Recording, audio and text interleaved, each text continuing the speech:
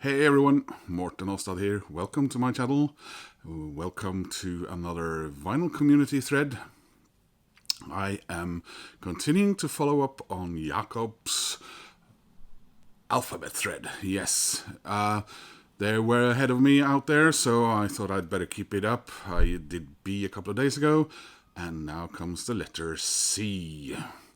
So, did CDs last time. Started with a vinyl on my first, on the letter A. But I thought I'd stay with the CDs this time because there are a couple of bands that I want to show you and show Jakob. I simply don't have these bands on vinyl. Let's check it out. First, actually, I think I collected them in alphabetical order. The first one is the Cardigans. Yes. Part of me is Swedish, so not why I'm showing this, but it's always nice to include something Scandinavian. Cardigans, of course, from, like I said, it's from Sweden.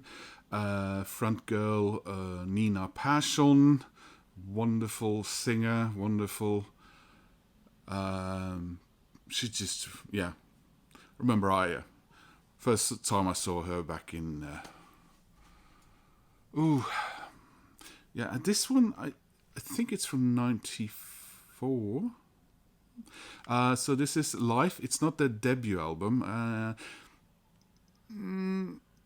There's a little bit of a... I'm not entirely sure.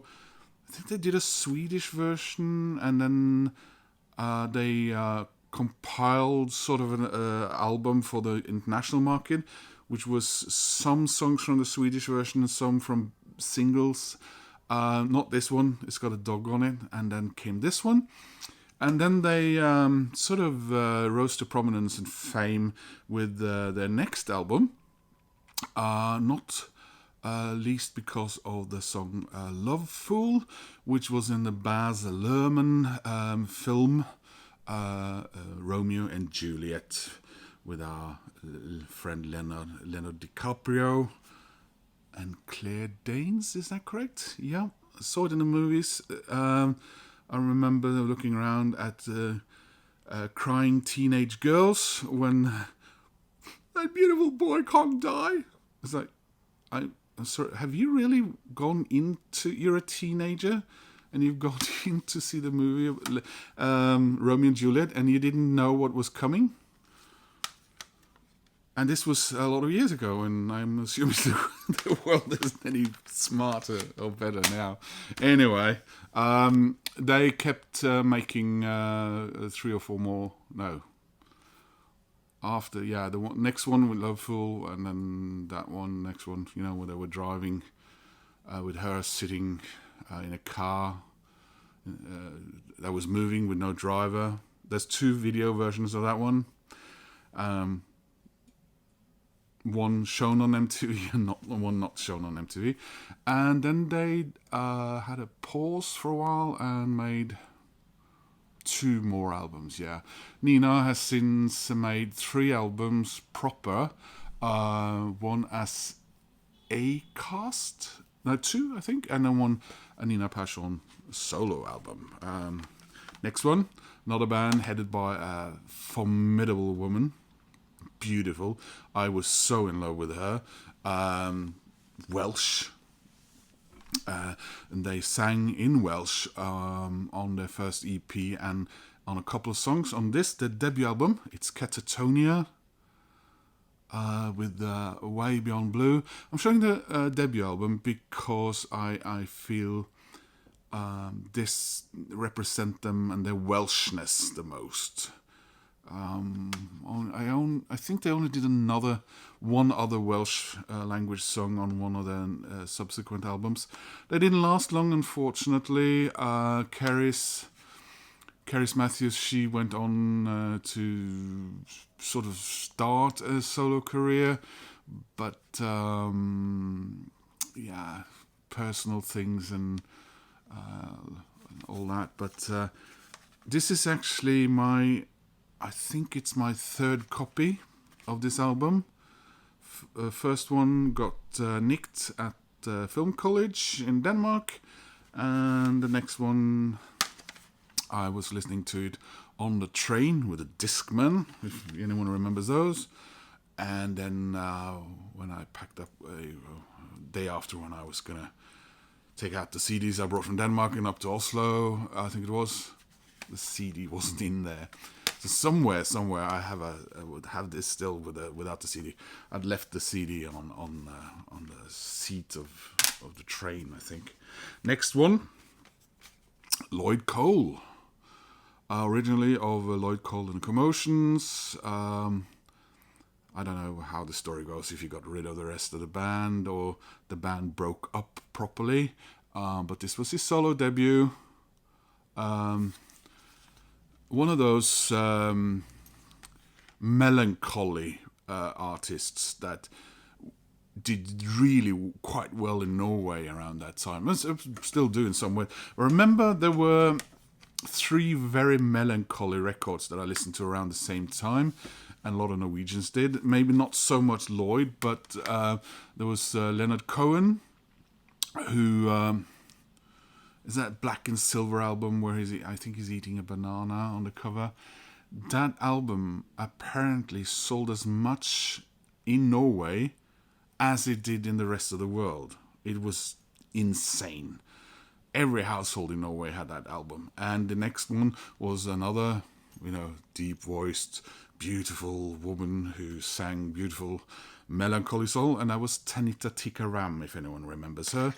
And you got Lloyd Cole as well, with their melancholy music, which for some reason, when it gets dark and depressing out, Norwegians listen to this music. And yet we... in general terms, don't all go off ourselves.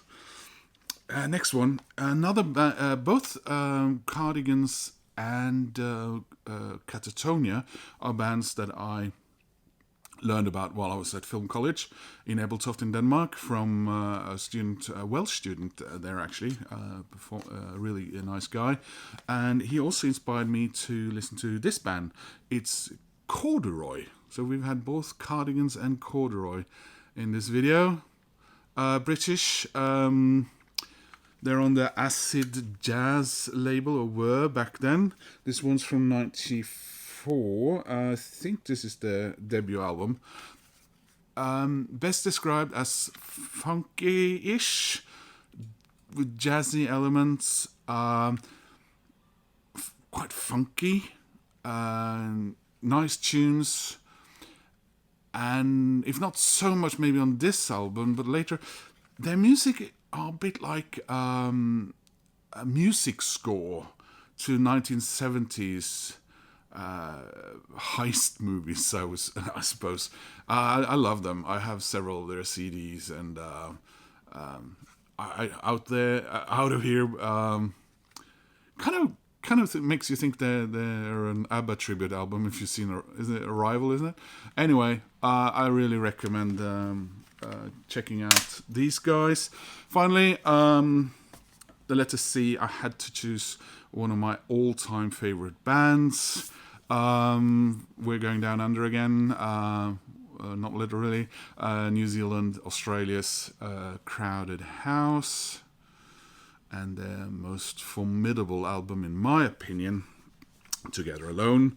This is a deluxe edition that came out a few years ago, which unfortunately they haven't kept up with their latest album. It would have been wonderful if we could have gotten that in the same, type of... comes with 2 CDs. And there's the band at the time. Crowded House. Neil Finn disbanded the band after that. Not right away. They made a compilation album with another drummer because when I'm supposed to say people's name, Hester. He he left Crowded House.